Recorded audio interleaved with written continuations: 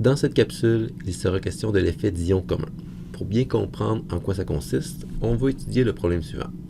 Calculer le pH d'une solution qui contient de l'acide acétique, CH3COOH, dont la constante d'acidité est présentée ici, à une concentration de 1 mol par litre, et de l'acétate de sodium, CH3COONA, à une concentration de 1 mol par litre. Donc, si vous regardez cette vidéo, vous devriez déjà être en mesure de déterminer la solution qui contient seulement un acide. On avait fait ça dans une vidéo précédente. Donc, si on avait seulement l'acide acétique, on obtiendrait un pH de 2,4. Mais maintenant, on n'a pas seulement l'acide acétique, on met un autre composé en solution, soit le CH3COONA, et on va vouloir prédire quel va être le pH de la solution. Donc, comment est-ce qu'on va résoudre un problème qui ressemble à ça? Bien, première chose, il faut écrire l'équation de dissociation de notre acide. Donc, l'acide étant l'acide acétique, on sait que l'acide acétique dans l'eau va se dissocier, enfin, il va réagir avec l'eau pour former l'ion acétate, CH3COO-, et l'ion hydronium, H3O+. En plus de ça, il y a un second composé, le CH3COONA, qui est un sel ionique. Donc, ce sel ionique-là, lorsque placé dans l'eau, il va se dissocier pour former l'ion acétate. Puis là, ici, on voit que l'ion acétate est déjà dans une équation de dissociation. Donc, parenthèse, c'est pour ça qu'on va appeler ce phénomène-là l'effet d'ion commun, parce qu'on va avoir notre première équation de dissociation, et on va, en plus de ça, rajouter un composé qui va être capable de générer un ion qui était déjà dans notre équilibre, mais qui n'était pas là initialement, avant que la dissociation se fasse. En plus de l'ion acétate, il y a un ion sodium aussi qui va être formé. L'ion sodium, lui, de son côté, il est neutre, donc il ne participera pas à l'acidité de la solution. On va le négliger tout au long du problème. Comme à chaque fois qu'on fait un problème où il est question d'acide faible ou de base faible, il faut faire notre tableau avec les coefficients, les concentrations initiales de chacun de nos réactifs et produits, la variation de la concentration pour atteindre l'équilibre et la concentration à l'équilibre. Donc dans ce cas-ci, les coefficients sont 1 pour 1 pour 1. La concentration initiale d'acide acétique est de 1 mol par litre, l'ion acétate 1 mol par litre. Le H3+, ici c'est marqué environ 0. On sait toujours qu'initialement il va y avoir une très très légère quantité de H3+, due à la dissociation de l'eau, mais comme dans la majorité des cas, cette quantité-là est très très faible et négligeable, on peut supposer que c'est environ 0. Ensuite de ça, on va vouloir trouver les concentrations à l'équilibre, mais on ne peut pas vraiment les savoir directement, donc on va faire de l'algèbre. On va dire que ici la concentration va diminuer, parce que comme l'équilibre va se déplacer vers la droite, en raison de la valeur de 0 qui est ici, donc on va marquer moins x ici, plus x ici, plus x ici, de sorte qu'à l'équilibre, on va avoir des concentrations de 1 moins x, 1 plus x et de x. Prochaine étape, écrire l'expression de la constante d'équilibre. En fait, ici, dans ce cas-ci, la constante d'acidité. On sait que pour faire ça, il faut écrire la concentration des produits divisée par la concentration des réactifs. Les concentrations à l'équilibre, bien sûr. Donc, on va écrire 1 plus x, la valeur qui est ici, fois x, la valeur qui est ici, divisé par 1 moins x, la valeur qui est ici. Et tout ça va être égal à la constante d'acidité, qui était énoncée dans le problème, soit 1,8 fois 10 à la moins 5.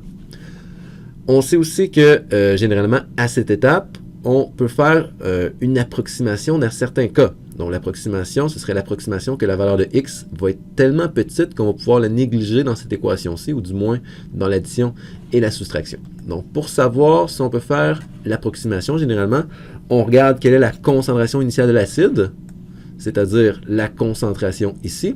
On divise par la constante d'acidité, et si la valeur qu'on obtient est plus grande que ça, on a le droit de faire l'approximation. Dans ce cas-ci, ça va juste être légèrement plus compliqué, puis en fait pas si compliqué que ça, là, mais parce qu'on n'a pas seulement une concentration d'acide au départ, mais on a aussi une concentration de base conjuguée qui va influencer notre équilibre. Donc, on ne fera pas exactement le même calcul que d'habitude, et on va seulement se poser la question, est-ce que la concentration de l'acide est beaucoup plus grande que la constante d'acidité? Par exemple, dans ce cas-ci, la concentration initiale de l'acide est de 1 mol par litre.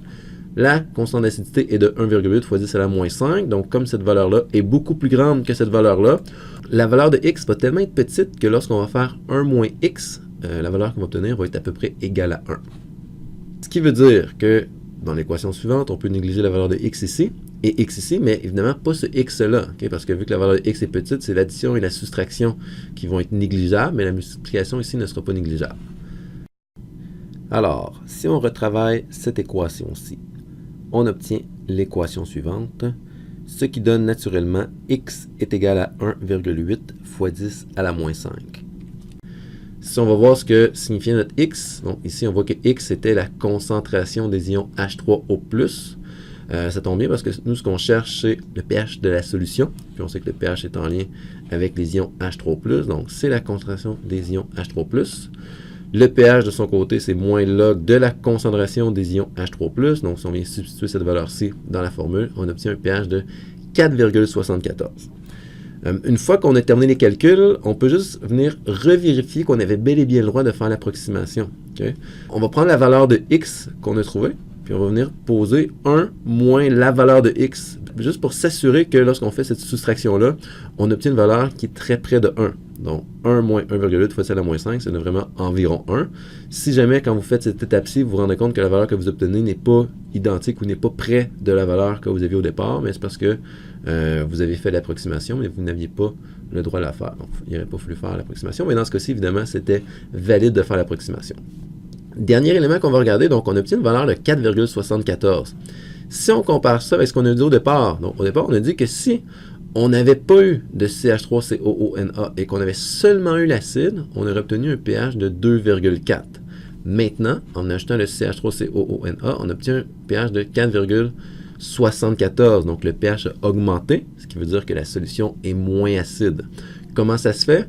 Bien, si on avait seulement eu de l'acide, okay, l'équilibre aurait été plus déplacé vers la droite. Maintenant, en ajoutant la base conjuguée, comme on augmente la concentration d'un produit, en raison du principe de Le Chatelier, l'équilibre va vouloir se déplacer un petit peu plus vers la gauche. Si, lorsqu'il y a de l'acétate, l'équilibre veut plus se déplacer vers la gauche, ça veut dire que la concentration de H3+ va être plus faible parce qu'elle va être plus déplacée vers la gauche.